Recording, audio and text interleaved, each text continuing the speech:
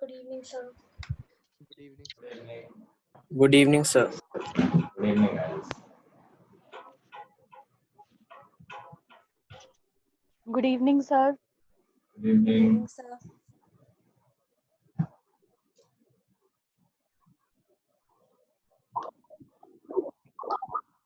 I guess most of you are in the class.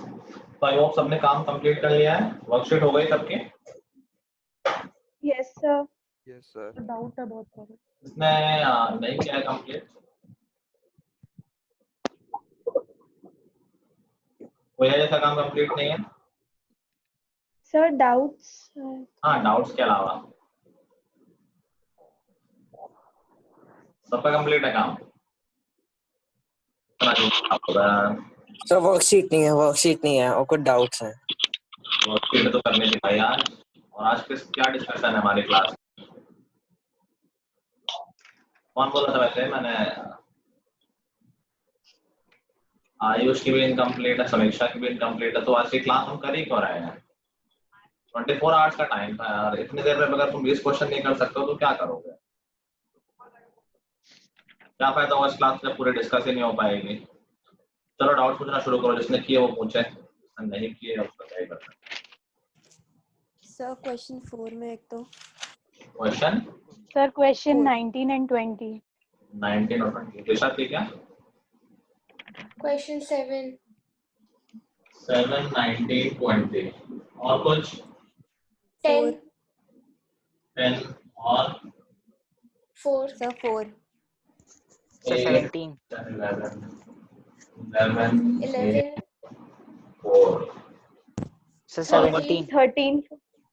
13 और 17 भी कोई बोल रहा है? 17. 14. सर मैं बोल रहा. और भी कुछ है? 14.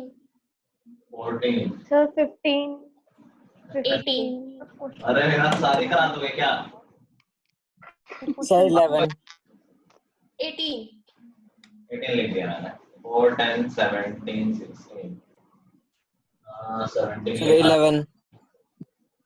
11. 11 लिखा हुआ है. 16 पूरे ही करा दूंगा ऐसा लग रहा है. 13 क्वेश्चन तो लिखवाए थे तुम लोगों ने आउट ऑफ 20. चलो और तो नहीं कुछ रह रहा है ना? सर एनसीईआरटी का एक क्वेश्चन है. एनसीईआरटी इसके बाद. चलो क्वेश्चन नंबर 4 तो क्लास में हो चुका है. किसने पूछा है क्वेश्चन नंबर 4? अरे शिवांश ने पूछा. शिवांश, क्वेश्चन तो हमने क्लास में किया था कि nth term of AP is given by an is equal to 2.5 n plus 4. जब an ये लास्ट क्लास में हम ऐसी बातें कर रहे थे कि an दिया हो या sn दिया हो तो दो अप्रोच है. an वाला तो सीधा सीधा होता है, बहुत सिंपल सा होता है. sn वाले में हम थोड़ी मेहनत करते हैं कि sum of one term निकाला, फिर sum of two terms निकाला, फिर सेकंड टर्म निकाला. an दिया है मतलब पूरी AP दे रखी है. an मतलब nth term is 2.5 n plus 4. कह रहा है कि find the first term and common difference. तो an का मतलब होता है nth टर्म. तो फर्स्ट टर्म क्या हो जाएगा? n इज इक्वल टू 1 डाल दो तो हो जाएगा a1 इज इक्वल टू 6.5. ठीक है. और कॉमन डिफरेंस निकालना है तो सेकंड टर्म में निकाल लेते हैं. n इज इक्वल टू 2 डाल दो. a2 क्या हो जाएगा? 2.5 into 2 5 हो जाएगा. 5 plus 4 9 आ जाएगा. कॉमन डिफरेंस क्या आएगा? दोनों को सब्ट्रैक्ट कर दो 2.5 आ जाएगा. ठीक है. Yes, sir. आ गया? Yes, sir. Next is question number 4 के बाद आई गेस 7 है. 7 किस का होता है? सर मेरा. मेरा मतलब Saanvi. The respective values of common difference of first term. अरे सानवी क्या है? तो बेसिक अगर 3 नंबर एपी में तो हम क्या करते हैं? Sir a plus a minus d a और a plus d लेते हैं. नहीं वो जो हमें 3 नंबर एपी में लेने होते हैं. जब 3 नंबर एपी में दिए हैं तो हम यूज कर लेते हैं 2b is equal to a plus c. a plus c. आते हैं तो abc पता है तो a plus c क्या हो जाएगा? k plus 13 upon 3k. a plus c हो गया is equal to 2b 32 upon 15. Saanvi ये बात समझ में आ रही है ना? Yes, sir. बस एलसीएम ले लेंगे, आ जाएगा 16k/3 is equal to 32/15। Divide कर लेंगे 5 टाइम्स, ये 2 टाइम्स, तो k की वैल्यू आ गई 2/5। ये k की वैल्यू हो गई। पूछा क्या गया है कि find the first term. k he first term था हमारा, तो फर्स्ट टर्म 2/5 आ गया। और कॉमन डिफरेंस कैसे आएगा? फर्स्ट टर्म 2/5 है, सेकंड टर्म 16/15 है, दोनों का डिफरेंस ले लो, दोनों का डिफरेंस लेंगे तो 10/15 आ जाएगा, जो कि 2/3 हो जाएगा। ठीक है?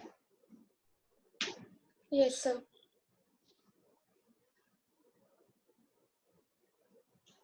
चलो क्वेश्चन नंबर 7 के बाद क्वेश्चन नंबर 8 है। ठीक, इसका डाउट है? सर मेरा हाँ बोला करो, क्योंकि मैंने पूरे स्क्रीन पे रखा, मुझे दिखता नहीं कहाँ पर है। इसने पूछा किसका डाउट है? सर समीक्षा। अच्छा,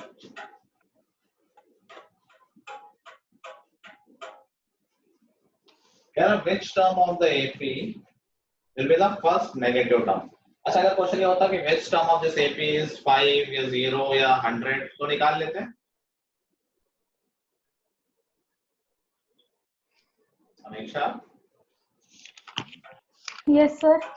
अगर ये होता which term of this AP is 0 तो निकाल लेते हैं। यस सर, 0 कैसे? पुट करके सर। क्या सर पुट करके? 0 पुट, सर 0। क्या 0 पुट करके? सर AP में मतलब AN के फॉर्मूले में। Very good. n टर्म को 0 मान लेते हैं। इस बार कह रहा है कि फर्स्ट नेगेटिव टर्म, तो नेगेटिव का मतलब है लेस देन 0, तो यहाँ पर इक्वल टू की जगह लेस देन आ जाएगा। तो मान लेते हैं कि जो n टर्म है वो फर्स्ट नेगेटिव टर्म है, that is an is less than 0। ठीक है? an क्या हो जाएगा? a plus n minus 1 into d। a है यहाँ पर 41 plus n minus 1 into d है यहाँ पर -5 लेस देन 0। नेगेटिव टर्म क्या मतलब? नेगेटिव का मतलब समझ गया ना, 0 से कम, तो इसलिए मैंने लेस देन 0 लगाया है यहाँ पर। अब देखो ये है 41 माइनस है, माइनस मैंने आगे लिख दिया है, -5 times n minus 1 less than 0। इसको मैं राइट हैंड साइड ले गया हूँ, देखो राइट हैंड साइड में ग्रेटर वाले साइड में आ गया, ये इस तरह वाला बड़ा है ना, ग्रेटर देन हो जाएगा नहीं, तो क्या लगता है 5 times n minus 1 is greater than 41। ये सब समझ में आया? जब उधर जाएगा तो 5 माइनस 1 ग्रेटर वाले साइड में आ जाएगा, और ये लेस वाले तो साइड माइनस कहाँ गया? माइनस तो प्लस नहीं हो जाएगा, साइड चेंज होगी। Okay sir. मैंने साइड चेंज, मैंने साइन चेंज कर दिया, बात देखिए साइड स्वैप कर दी है बस। देखो ये बड़े वाले साइड कौन सा जा रहा है? 5 टाइम्स n माइनस 1, ये बड़े वाले साइड जा रहा है, और ये छोटे वाले साइड, यही तो लिखा हुआ कि 5 n minus 1 is greater than 40। क्या आ रहा है सबको समझ में? Yes sir. ठीक है? नहीं आ रहा तो बोल देना, ऐसे ही एडजस्ट मत करते रहना। 5 को नीचे ले जाएंगे तो n minus 1 is greater than 41/5। इसको मैं बोल सकता हूँ, इसको मैं लिख देता हूँ 8.2। इसका आ जाएगा n इज ग्रेटर देन 9.2, और उधर जाएगा। अच्छा, n हमेशा इंटीजर होता है, n टर्म की बात हो रही है ना? Yes sir. इंटीजर है, तो 9.2 से बड़ा इंटीजर क्या हो जाएगा? 10। 10। मतलब है एपी का 10th term first negative term होगा। Okay sir. तो वेरिफिकेशन के लिए 10th टर्म निकाल के देख सकते हो, वो नेगेटिव आ जाएगा। ठीक है? क्लियर है? अगर सर ये साइन स्मॉलर देन होता तो हम 8 लेते कि 9 हाँ, लेते? लेस देन आ रहा होता है कि n इज लेस देन 9.2 तो 9 लेते हैं ना, 9.2 तो छोटा इंटीजर 9। Okay sir. ठीक है? Okay sir. और 9.2 से बड़ा इंटीजर आया है, मतलब कि इससे बड़ा कुछ भी हो, मतलब 11 भी नेगेटिव होगा, 12 भी, 11th टर्म भी नेगेटिव होगा, 12th टर्म भी नेगेटिव होगा, लेकिन हमें फर्स्ट नेगेटिव बताना है, तो फर्स्ट नेगेटिव 10th टर्म होगा। ठीक है? चलो नेक्स्ट क्वेश्चन है क्वेश्चन नंबर 10। किसका है? सर मेरा डाउट है। मेरा मतलब सर समीक्षा। कोई टेंशन की बात नहीं, जितने भी डाउट हो पूछो, ऐसा नहीं मैं ज्यादा पूछ रही हूँ। Okay sir. The sides of a right angle triangle are in AP. If the difference between length of longest and the shortest sides is 12 centimeter, find the area of triangle. तो ये वो वाला आ गया तीन नंबर एपी में लेने पड़ेंगे, तीन साइड्स है ना, तो उनको हमें क्या क्या लेना चाहिए? सर a माइनस d और a प्लस d। ठीक है, ऑर्डर में बोला करो, सबसे पहले a माइनस डी, फिर a और यस a प्लस डी। तुमने मान लिया कि साइड्स ऑफ ट्रायंगल इस तरह से है, a माइनस डी, a और a प्लस डी। अब एक और हम मान लेते हैं d पॉजिटिव, तो सबसे बड़ी साइड ये होगी, सबसे छोटी साइड ये होगी। तो एक इन्फॉर्मेशन दे रखी है कि लॉन्गेस्ट और शॉर्टेस्ट साइड का डिफरेंस 12 है, तो हम सबसे लॉन्गेस्ट मतलब a प्लस डी से सब्ट्रैक्ट कर दें शॉर्टेस्ट, सब्ट्रैक्ट और ब्रैकेट लगाना नहीं भूला करो, इज इक्वल टू 12। तो यहाँ से a और माइनस a कैंसिल हो जाएगा। हेलो मासी जी, वो मेरी क्लास चल रही है अभी। d और प्लस d होके 2d हो जाएगा, that will be 2d is equal to 12 and d is equal to 6। ठीक है, d की वैल्यू तो आ गई, लेकिन हमें दो हमेशा याद करो, जिस तरह के क्वेश्चन जब थे हमारे पास हमेशा दो इंफॉर्मेशन थी। कभी क्या होता था कि sum of all the numbers is this, product of first and third is this, something like that, दो चीजें बताता था। तो पहले इंफॉर्मेशन से तो ये मालूम चल गया कि d is equal to 6 है। एक और इंफॉर्मेशन क्या यूज कर सकते हैं? सर एक बार रिपीट कर दो। मैं कह रहा हूँ कि जो शॉर्टेस्ट और लॉन्गेस्ट बीच का डिफरेंस था, उससे d की वैल्यू निकाल ली हमने। Yes sir. अभी a की वैल्यू के लिए हमें एक और इंफॉर्मेशन चाहिए। कोई और इंफॉर्मेशन दे रखी है क्वेश्चन में क्या? सर एक सर मुझे क्वेश्चन देखना पड़ेगा, एक मिनट। हमारा डाउट है, तुमने क्वेश्चन देखा नहीं हुआ है अभी? या अभी देख नहीं लीजिए। सर वो वर्कशीट तो उसमें है ना फोन पे, तो मतलब सर उसमें नहीं तो सर, और कुछ नहीं दिया हुआ है। कुछ दिया हुआ है, दूसरी छुपा हुआ है इंफॉर्मेशन उसमें। ये दी हुई है कि वो राइट एंगल ट्रायंगल है। हाँ, तो हम कुछ यूज कर सकते हैं क्या? Sir Pythagoras theorem. Very good. Right angle triangle तो हम पाइथागोरस थ्योरम यूज कर सकते हैं। ये सबसे बड़ी साइड है, तो हाइपोटेन्यूज होगी। हमने कहा हाइपोटेन्यूज का स्क्वायर मतलब 6 + b square is equal to base square 6 - d square plus 6 square. ठीक है, बस यहाँ से d की वैल्यू आ जाएगी, सॉल्व कर लो। a square plus b sir हमने स्क्वायर। d की वैल्यू निकाली थी ना? सर आपने a में पुट कर दी d की हाँ। वैल्यू। a में हाँ, a plus 6 square a minus 6 square और a स्क्वायर। ठीक है, तो क्या आ गया? a square plus 36 plus 12a is equal to a square plus 36 minus 12a plus a square. एक a स्क्वायर और एक 36 तो कैंसिल हो जाएगा, आ गया a square is equal to, इधर गया तो 24 हो गया, 24a a से कैंसिल कर देते हैं, तो a इज इक्वल टू आ गया 24। ठीक है, बस वैल्यू पुट करो, तुम्हारी साइड्स क्या हो गई? 18, 24 और 30।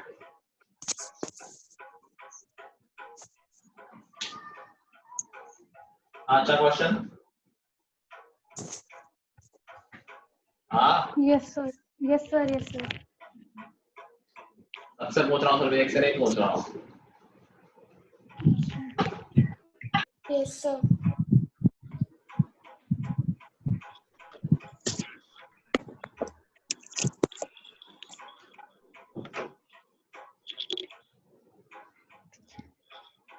आयुष, तुमने काम कंप्लीट क्यों नहीं किया है?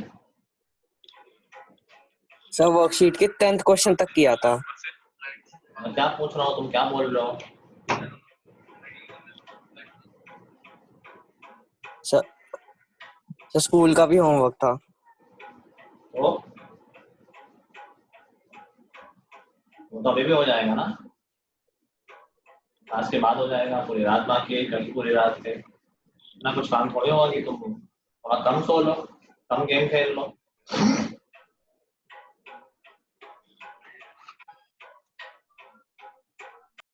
Next is question number 11। किसका है डाउट? सर मेरा मेरा कौन है? सर अयाना। कौन? अयाना। नहीं सुनाई दिया। Sir Ayana. Ayana. There are 4 numbers are in AP. If the sum of 4 numbers is 48 and the ratio of product of first and last term, the product of two middle terms is 27:35. Find the number. ये मैंने class में नहीं कराया था. Sir चलो इसमें तो 4 चार कंसेक्यूटिव नंबर लेने होते क्या हैं लेने ना चाहिए हमें? Sir a plus 3d a minus d a plus d a plus 3d. तुम ऑर्डर उल्टा सीधा बोल रहे हो कि नहीं? आया ना, पता है ना 4 नंबर लेने तो कैसे लेने होते हैं?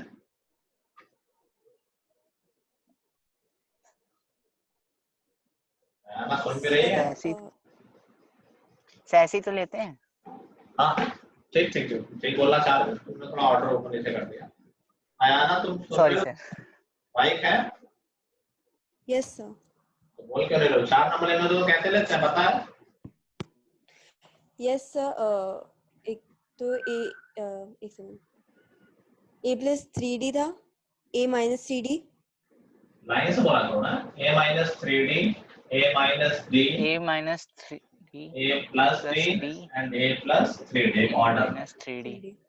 पहले इंफॉर्मेशन तो क्या है कि इनका सम है 48. तो इन सबको ऐड कर देंगे. सबको ऐड करेंगे तो देखो d वाले पोर्शन कैंसिल हो जाएगा.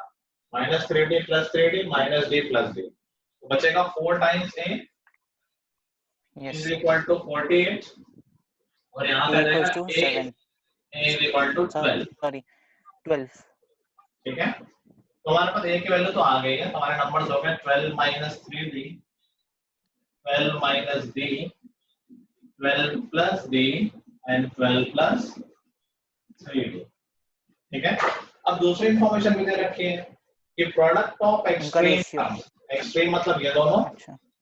और ये मिडिल टर्म्स, इन दोनों के प्रोडक्ट का रेशियो है 27:35. तो एक्सट्रीम टर्म्स हो गए 12 minus 3d into 12 plus 3d, इनका प्रोडक्ट अपॉन बीच वालों का product 12 minus d into 12 plus d. ये रेशियो है 27:35. ठीक है. अभी यहाँ से सिर्फ कैलकुलेशन बाकी है. थोड़ी कैलकुलेशन इसकी लंबी है. मतलब तो हम a minus b into a plus b लगा देंगे तो ये हो जाएगा a square 12 square 144 minus 9d square divided by 12 square minus d square. ये रेशियो है 27:35. क्रॉस मल्टीप्लाई करेंगे. देखो मैं इसको ऐसे लिख लूंगा, पूरा मल्टीप्लाई नहीं कर रहा हूँ, थोड़ा स्मार्ट कैलकुलेशन सीखो. 144 into 35 मैं मल्टीप्लाई नहीं कर रहा हूँ, माइनस 35 into 9 ये तो 315 होता है. 315 d square is equal to 144 into 27 cross multiply हो रहा है. 144 into 27 minus 27 d square. मैं d square को इस साइड ले आता हूँ, नंबर को उस साइड ले जाता हूँ. तो इधर देखो 315 दूसरी साइड आके प्लस हो जाएगा. तो 315 d square minus 27 d square is equal to, देखो 144 into 35 ये उधर जाके माइनस हो जाएगा. तो 1 minus 144 into 27, दोनों में 144 कॉमन है. 144 कॉमन ले लूंगा तो उधर क्या बचेगा यार 35 और ये माइनस 27. देखो मेरी कैलकुलेशन थोड़ी छोटी हो गई, मुझे मल्टीप्लाई नहीं करना पड़ा. 144 को 35 से भी नहीं करना पड़ा और 144 को 27 से भी नहीं करना पड़ा. दोनों ही सब्ट्रैक्ट हो गए, बस 9 से मल्टीप्लाई कर दूंगा. ये आ जाएगा 315 minus 27 हो जाएगा 288 d square is equal to 144 into 9 करोगे तो ये आएगा 1296 और फिर d square यहाँ से आ जाएगा 1296 डिवाइडेड बाई 288 जो कि आएगा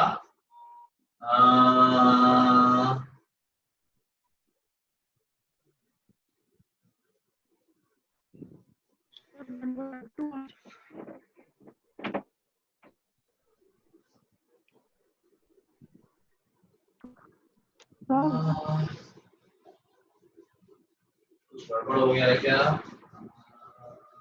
सर 1152 आना चाहिए. क्या 1152? यहाँ पर हाँ शायद. Let's see 140. अच्छा into 8 सॉरी मैंने इसको 9 समझ लिया. ठीक है. क्या बोला 1 1 5 2 5 2 ठीक है, Yes, इसको 2 sir. डिवाइड करेंगे तो 4 आ जाएगा, तो यहाँ से d की वैल्यू आ जाएगी +-2, ठीक है, कुछ भी रखना तो उसका आंसर आ जाएगा, मान लो +2 रख देते हैं तो हमारी AP हो जाएगी 6 and then 10 14 and 18, ठीक है, और अगर आप -2 ले लेंगे तो उल्टी AP आ जाएगी 18 14 10 और 16, क्लियर है सबको? Yes, sir. Yes, sir. ये हुआ हमारा 11th। Next is question number 13, किसने पूछा है? मेरा डाउट है Sir. सानवी। हाँ, सानवी। कोई कुछ पूछ रहा है क्या? 13 में कौन, किसका डाउट है? मेरा मेरा कौन है? सानवी। अच्छा, क्या है कि what is the sum, actually मुझे कल तक पता नहीं था कि रिकॉर्डिंग भी हो रही है ना, एक्चुअली मैं छोटे छोटे सारे रहते थे सबके टैब्स टाइप के, तो जो बोलता था उसके में दिखाई देता था कि कौन बोल रहा है। अभी मैंने अपने बड़ी कर रखी है, मुझे मालूम नहीं चलता ये कौन बोल रहा है। What is the sum of all 3-digit numbers that leave 2 as remainder when divided by 3? Saanvi, अगर क्वेश्चन ये होता कि what is the sum of all 3-digit numbers divisible by 3, तो कर लेती क्या? हाँ सर, कैसे? मैंने मतलब बाई 2 भी कर लिया था, बट मुझे n की वैल्यू नहीं मिल रही थी। वैसे ही हाँ, मैं बात कर रहा हूँ कि अगर क्वेश्चन होता कि find the sum of all 3-digit numbers which are divisible by 3, तो मोस्टली लोग कर लेते कि यार पहला नंबर 3 से डिविजिबल वाला पहला नंबर क्या होगा 3 डिजिट का? That I think would be 102, 102, फिर 105 एंड सो ऑन और ऐसा आखिरी नंबर होगा 999। 3 डिजिट नंबर की बात हो रही है। अभी अगर कह रहा है कि लीव्स रिमाइंडर 2, तो बस इन नंबरों में 2 ऐड कर दो भाई। अगर ये पूरा डिवाइड हो रहा है तो इससे अगर 2 ज्यादा होता, 2 एक्स्ट्रा होता तो 2 रिमाइंडर आ जाता। तो 104 से शुरुआत हो जाती, 107 इन नंबरों पर सर 101 भी तो होता है। मतलब इनको देखकर तो हम यहाँ से देख सकते हैं कि ये सारे तो होंगे ही, लेकिन शायद इसके पहले वाला भी कोई होता जो रिमाइंडर जिसका 2 आता और वो 3 डिजिट नंबर होता। तो of course 101 will be first that number. Okay, 99 है जो डिविजिबल है 3 से, लेकिन हम बात कर रहे हैं कि 2 रिमाइंडर आए तो 99 से 2 ज्यादा 101 ये 3 डिजिट नंबर भी है। तो पहला नंबर 101 हो गया। आखिरी नंबर देखो, इससे अगर 2 ज्यादा करोगे तो वो 4 डिजिट नंबर हो जाएगा। तो इससे अगला नहीं, इससे पिछला वाला देखो तो 996 नंबर है जो डिविजिबल है 3 से, उससे 2 एक्स्ट्रा, दैट वुड बी 998। ठीक है, ये हो गई हमारी एपी। इन नंबर्स का हमें सम निकालना है। ये बात सबको समझ में आ गई? पहले बताओ। Yes. सर 998 कैसे आया? डिविजिबल नंबर क्या है आखिरी? 999। 999 और हम कह रहे हैं कि 2 रिमाइंडर है, मतलब उससे 2 ज्यादा होगा, तो उससे 2 ज्यादा करेगा तो 999 से 2 ज्यादा हो जाएगा 1001। Yes sir. लेकिन वो 3 डिजिट नंबर रह नहीं गया, तो वो केस तो हम नहीं लेंगे। उससे पिछला वाला केस देखो, 999 से पहला नंबर क्या था जो डिविजिबल था 3 से? 998। 996 होगा ना, 3 कम कर लो। सॉरी 996। हाँ सॉरी। और अगर 2 रिमाइंडर भी आना है तो उससे 2 एक्स्ट्रा करो, 998। 998। ठीक है, तो ये तो नंबर्स मिल गए। अभी हमें सिर्फ ये चाहिए कि कितने नंबर्स हैं। तो इसके लिए हमें पता ही है, मान लेते हैं कि n नंबर्स हैं एपी में, इसको an मान लेते हैं। सानवी तो कर चुके हैं एक बार हम लोग। हमारा n टर्म हो गया 998, a है 101, a plus n minus 1 into d है 3, that is 998। n minus 1 into 3 हो गया 897। n माइनस 1 हो गया यहाँ से 299 आई गेस। Yes sir. यहाँ से n इक्वल टू हो गया 300। तो ये 300 नंबर्स हो गए। अब बस सम का फॉर्मूला लगा देंगे। इसमें वो फर्स्ट टर्म और लास्ट टर्म पता ही है, तो सम ऑफ नंबर्स क्या हो जाएगा n/2 that is 300/2 first term plus last term करोगे तो दैट वुड बी 1099 मल्टीप्लाई कर लेंगे आंसर आ जाएगा। ठीक है। Yes sir.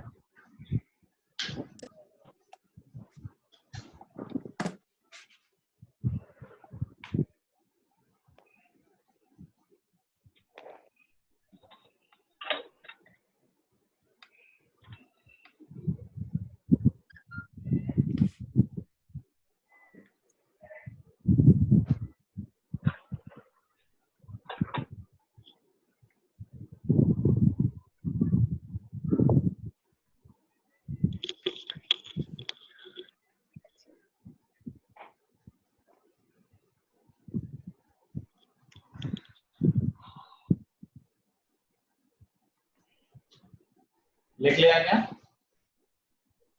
Yes sir. Yes sir. चलो क्वेश्चन नंबर 13 के बाद है हमारा क्वेश्चन नंबर 14। किसका है? सर सानवी। सानवी, तुमने किए भी है क्वेश्चन? हाँ सर, इसलिए डाउट से है। ये सब तो क्लास में हुआ है कि कितने टर्म्स ले जाएंगे सम 0 आ जाए। एग्जैक्टली ऐसा क्वेश्चन कराया तो मान लेते सम ऑफ n टर्म 0 आ जाएगा। वो सम 0 होता है तो आसान होता है, अगर सब कोई नंबर होता तो क्वाड्रेटिक बनती है, अभी क्वाड्रेटिक नहीं बनेगी क्योंकि n कैंसिल हो जाएगा। तो मान लिया n टर्म्स का सम 0 आ जाएगा तो n अपॉन 2a 159 पहला टर्म है तो 2 हो जाएगा 318 plus n minus 1 into d है -3। ये सम 0 करना है, ये तो कैंसिल हो जाएगा, n नीचे जाएगा 0 के साथ कैंसिल हो जाएगा। बस एक छोटी सी इक्वेशन है 318 minus 3 times n minus 1 is equal to 0. That gives us 3 times n minus 1 is equal to 318. N minus 1 is equal to 106 and n is equal to 107. नहीं आया समझ। क्या? तो क्वेश्चन ही नहीं आया शुरुआत से। क्वेश्चन नहीं आया? तो शुरुआत से समझ नहीं आया। क्लास में हो चुका है क्या? शुरुआत समझ में नहीं आया क्या? कितने टर्म्स का सम 0 होगा? हमने मान लिया n टर्म्स का सम 0 होगा, सम ऑफ n टर्म्स का फॉर्मूला लिखा और फिर सॉल्व कर दिया। मेरी कोई कैलकुलेशन मिस्टेक थी, सॉरी सर। आदित्य आ गया तुम्हें? यस सर आ गया। हाँ आ गया सर आ गया। तो अचानक से आ गया और एकदम कुछ नहीं आ रहा था पहले। सर वही आपको समझ नहीं आ रहा था n क्यों दिया आपने, हम पता चला।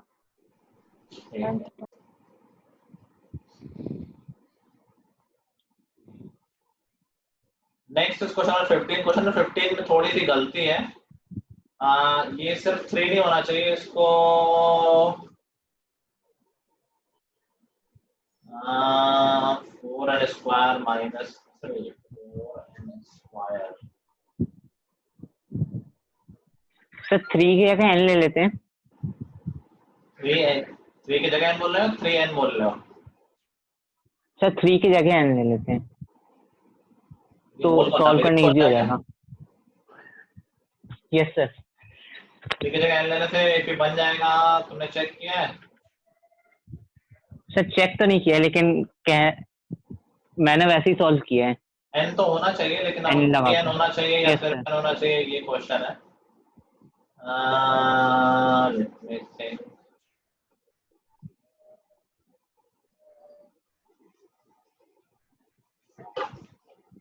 इतना नहीं, मैं आप कुछ कर रहा हूँ।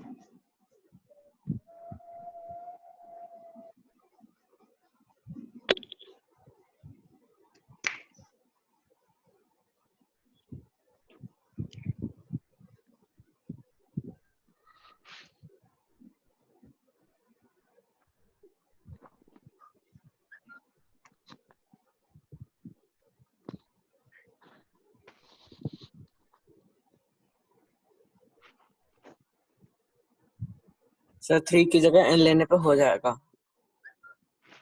I don't think so. Sir sir वहां पे 4n स्क्वायर नहीं होगा, वो 4n होगा और 3 जगह n स्क्वायर होगा। 4 में होगा वो n स्क्वायर होगा। नहीं तो बहुत सारे ऑप्शंस पॉसिबल है, ऐसा थोड़ी ना कि एक ही तरह का फॉर्मूला पॉसिबल है, बहुत सारे फॉर्मूले बन सकते हैं। नहीं सर मैं क्या कह रहा कि 4n माइनस n स्क्वायर होगा वो। 4n minus n square. Yes sir, और उससे हो जा रहा है सॉल्व। मैं बता रहा हूँ क्या होना चाहिए।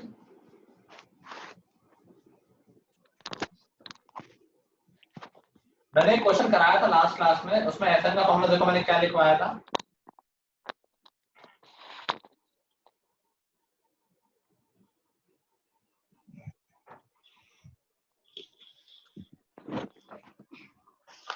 एसएन वाला क्वेश्चन देखना।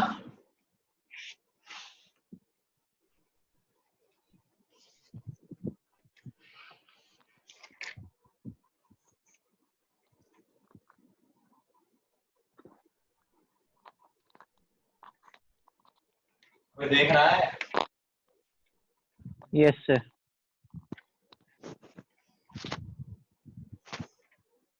सर 18 टर्म क्या?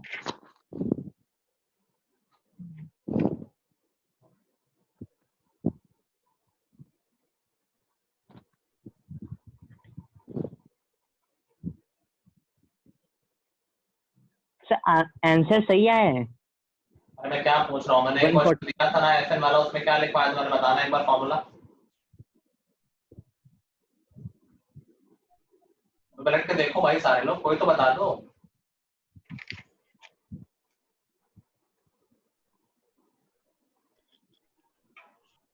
Sir I think n square minus 3n शायद से। शायद से कॉपी में नहीं लिखा हुआ है क्या? Sir Yes, sir, Sn is equal to n square. n square minus 3n. n square minus 3 लिखवाया था। Yes sir. Okay, n square minus 3।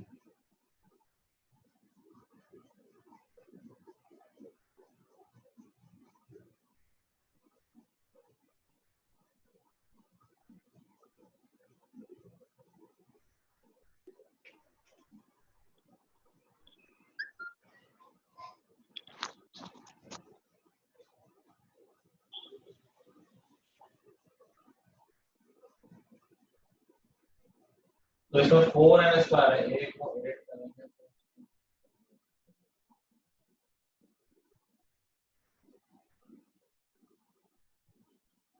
3n कर लो, उसमें हो जाएगा। ठीक है, जगह 3n लिख लो, ठीक है जगह 3n लिख लो बस। ऑल्दो कॉन्सेप्ट में कोई डिफरेंस नहीं, वो एक्चुअली एपी का सम कभी इस तरह का हो नहीं सकता, तो क्वेश्चन में कुछ टाइपिंग में एडजस्ट हो गया होगा। चलो, तो ऐसा क्वेश्चन हम कर चुके हैं जब एसएन का फॉर्मूला दिया हो। इसको शॉर्ट मेथड से करें या रेगुलर मेथड से करें? किसने पूछा है? सानवी ने पूछा है। सर ये वाला मेरा नहीं है। 15 किसका है?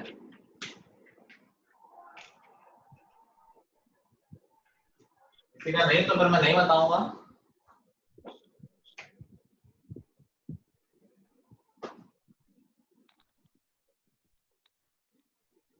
चलो छोड़ो फिर। क्वेश्चन नंबर 16 किसने पूछा है? सर मेरा अवनी। सर मेरा भी है। दूसरा मेरा कौन बोला? अपने के अलावा किसने बोला दूसरा? सर दिशा। दिशा, ओके। चलो, क्वेश्चन नंबर 16 कह रहा है the first term of AP is 20 and sum of first 24 terms is minus 348. Find the first 4 terms of AP. ठीक है भाई, फर्स्ट टर्म दे रखा है 20, a is equal to 20 दे रखा है, और कह रहा है कि sum of first 24 terms is minus 348। Sum of 24 terms क्या हो जाएगा? n upon 2 2a plus n minus 1 23d, ये दे रखा है 348। देखो एक सिंपल से इक्वेशन बन गई, 348 है माइनस 348 माइनस 348, एक सिंपल सी इक्वेशन बन गई। इसको हम सॉल्व कर लेंगे तो d की वैल्यू आ जाएगी, ध्यान दो क्या आ जाएगा, 40 plus 23d is equal to minus, ये 12 से कैंसिल हो जाएगा पूरा 4 टाइम्स और आई थिंक 9 टाइम्स, और फिर यहाँ से आ जाएगा 23d is equal to minus 69 and d is equal to आ जाएगा -3। ठीक है, तो एक ही मालूम है, a मालूम है और d मालूम है। अब तो तुझे पूछ ले, फर्स्ट 4 टर्म्स पूछे हैं, फर्स्ट टर्म है 20, सेकंड टर्म हो जाएगा 17, 14, 11। ठीक है,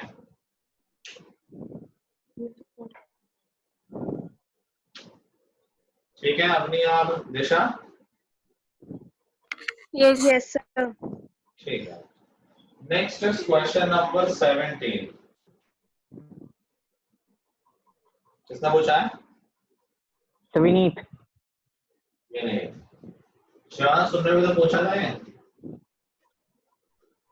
Yes, sir. बोल कर रहे हो।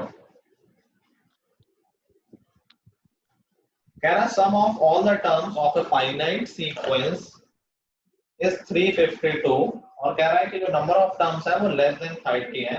What is the second last term? तो ठीक है, एक बार हमें d वगैरह मालूम चल गया, नंबर ऑफ टर्म्स मालूम चलेगा, तो हम सेकंड लास्ट टर्म निकाल ही लेंगे। तो हम मान लेते हैं कि यार n टर्म्स का सम है 352। n टर्म्स का सम क्या हो जाएगा? n upon 352 2a that is 102 plus n minus 1 into d है इसमें -2। ये सम दे रखा है 352। तो जब सम 0 होता है तब तो ये n कैंसिल हो जाता है, तो थोड़ा छोटा हो जाता है। जब ये सम 0 नहीं दिया होता है तो क्वाड्रेटिक इक्वेशन बनेगी, इसके दो आंसर आएंगे यूजुअली। तो इसको सॉल्व करते हैं। 2 को मैं ऊपर ले आ रहा हूँ, बाकी लेफ्ट हैंड साइड सिंपलीफाई कर रहा हूँ। तो ये हो गया -2n। हाँ सर, उस 2a को हम 51 नहीं रख सकते? n को 2 से डिवाइड कर देंगे, वो होल टर्म को 2 से डिवाइड कर देंगे। हाँ वो भी कर सकते हैं, चलो वही कर लो, छोटा हो जाएगा थोड़ा। उससे तो शॉर्ट हो जाएगा। 4 हो गया -2n। विनीत सेट कि यहाँ पर 2 कॉमन है, पूरे में 2 कॉमन जो बाहर आएगा 2 और 2 कैंसिल हो जाएंगे। अब कह सकते हैं that would be 52 minus n that is equal to 352। यहाँ से थोड़ी क्वेश्चन है कि -n square plus 52n minus 352 is equal to 0। अभी थोड़ा अच्छी लग रही है क्वेश्चन, माइनस से मल्टीप्लाई कर लेते हैं तो ज्यादा अच्छी लगेगी। n square minus 52n plus 352 is equal to 0। अब इसको फैक्टराइज कर लेंगे। तो याद है स्प्लिटिंग द ब्रेन टर्म, ऐसे दो नंबर जिनका प्रोडक्ट हो 352 और जिनका सम हो 52, तो हमेशा हम फैक्टर सोचते हैं। 352 को फैक्टराइज कर लो, so I think that would be 2 into 176। 2 करेंगे तो ये 178, then to 44 to 22 to 11 ऐसा आ जाएगा आई गेस। ठीक है, यस सर। अब हमें ऐसा नंबर सोचना है जिनका ऐसा बनाना है कि सम आ जाए 52। तो यहीं से पैटर्न बनाया करो। जैसे मैं ये दोनों ले लूं 22 और ये दोनों 16, और इसका सम 52 नहीं आ रहा है, मतलब सही नहीं लिया हमने। जैसे ये ले लूं 44 और ये ले लूं 8, इसका सम 52 आ गया, मतलब सही बन गया है। तो इसको हम ऐसे लिख लेंगे 44 प्लस 8, तो -44n minus 8n plus 352 is equal to 0। इन दोनों में n कॉमन है, that would give you n minus 44। इन दोनों में -8 कॉमन ले लेंगे, that would give you n minus 44। ये फैक्टराइज हो गया, क्या आ जाएगा n minus 44 into n minus 8 is equal to 0। यहाँ से हमारे दो आंसर आ गए, n is equal to 8 and 44। ये दोनों ही आंसर वैसे तो सही है, सही होते, लेकिन हमारे क्वेश्चन में दे रखा है कि n is less than 30, तो हम ये वाला सॉल्यूशन रिजेक्ट करेंगे। ठीक है, yes n is sir. equal to 8 will be our answer। अगर क्वेश्चन वो नहीं दिया होता तो दोनों आंसर सही होते हैं हमारे।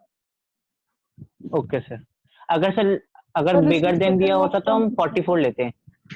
अगर बिगर होता तो 44 लेते, कुछ नहीं होता तो दोनों ले लेते।